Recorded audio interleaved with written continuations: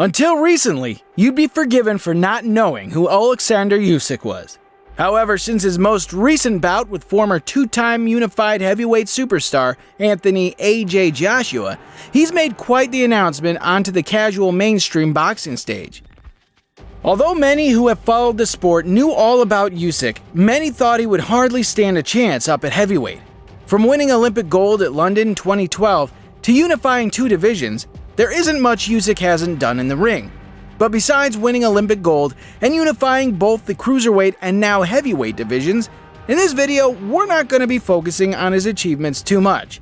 In this one, we'll be getting into what his most recent opponents had to say after facing Usyk himself.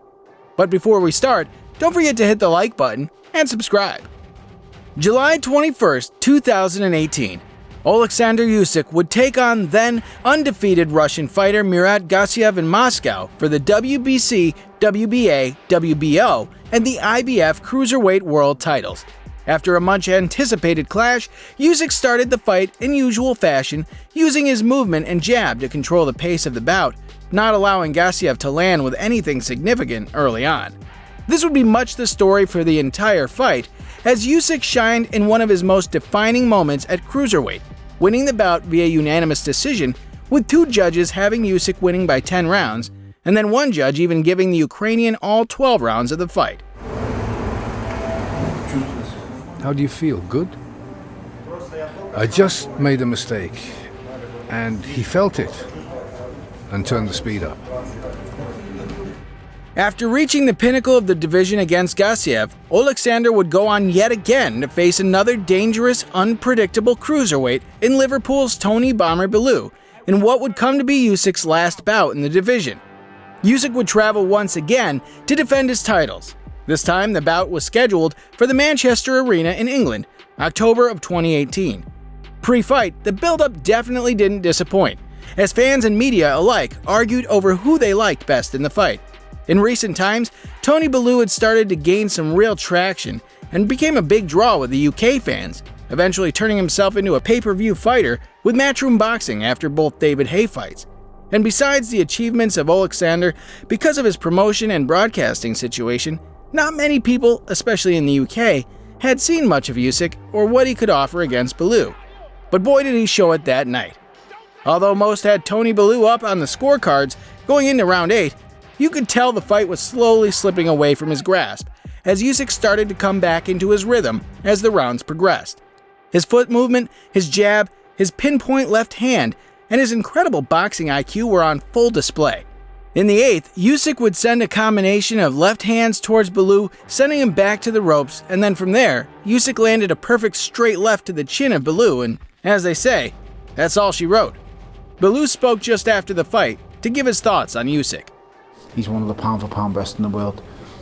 Like I said, it's between him and Holyfield, who are the greatest cruiserweights ever. He can lay claim to be it because he's done something the great Evander Holyfield hasn't done. He has held all of the belts. He's now defended all of the belts. No excuses. Lost to the great champion, great fighter. Best fighter I've ever faced. Brilliant at what he does. I don't remember. I lost to the best fighter I've ever faced in my life. I'm not weight trained. I've done the weight great. I lost to the best fighter I've ever seen, I've ever faced. So it's pretty safe to say that after the devastating Baloo knockout and the boxing masterclass against Gasiev beforehand, that Oleksandr Usyk well and truly cleared up the cruiserweight division. All of the belts and still undefeated. But now Usyk was after something bigger, in the most prized division in boxing. In his first heavyweight outing, Oleksandr Usyk would take on a ranked opponent in American boxer Chaz Witherspoon. After some delays in his heavyweight debut due to injury and last-minute opponent changes, more questions started to surround the fight. How will Usyk fare up at heavyweight? Will the power and size be too much for him?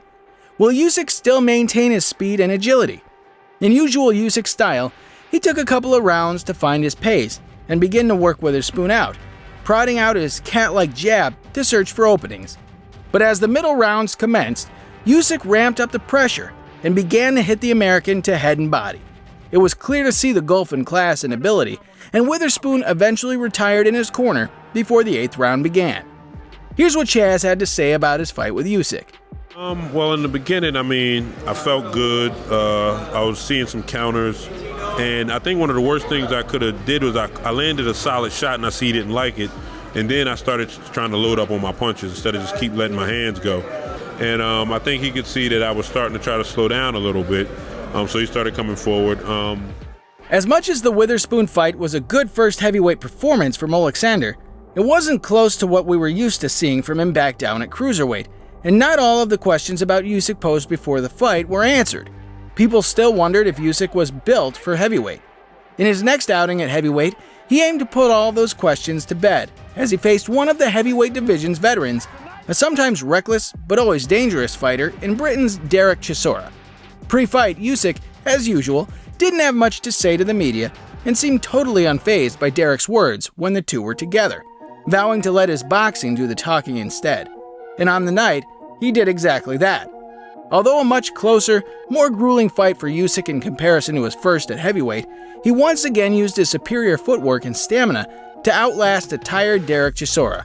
The fight ended in a unanimous decision win for Usyk. Five guys, burger. Yeah. Derek. Oh, Daniel, how are you? I'm fine. Where is Derek?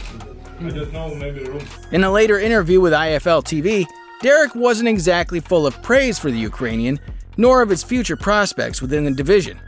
How he would get on with someone like an Anthony Joshua or Tyson Fury, etc. They'll eat him up. AJ alone will eat him up, Tyson will eat him up. He hasn't got power. He runs away a lot. Now his boxing guys are 6'6" there. How's he gonna get there? If I didn't knock this dude out, I'm not gonna win. I trained hard. He was moving a lot. Now Usyk had a couple of fights at heavyweight and started to find his feet with that Oleksandr Usyk could announce himself on the world stage and make boxing history. Although there were a select few who picked Joshua with a straight left that got his attention. An unusually fast start from Usyk in what would turn out to be one of arguably the best pound-for-pound fighters around today. There were certain things I was doing in the fight that I've never done before, as I'm gaining experience. So yeah, I felt like I had a good foothold in the fight, and I'm going to build on that. When questioned about Usyk's southpaw stance and fighting style, he said this. If you want to go down as a great fighter, don't fight southpaws, especially good ones. So he's a good fighter, Southpaws are tricky, right? You know. If you enjoyed the video, please don't forget to hit the like button and click subscribe if you're new. Thanks for watching.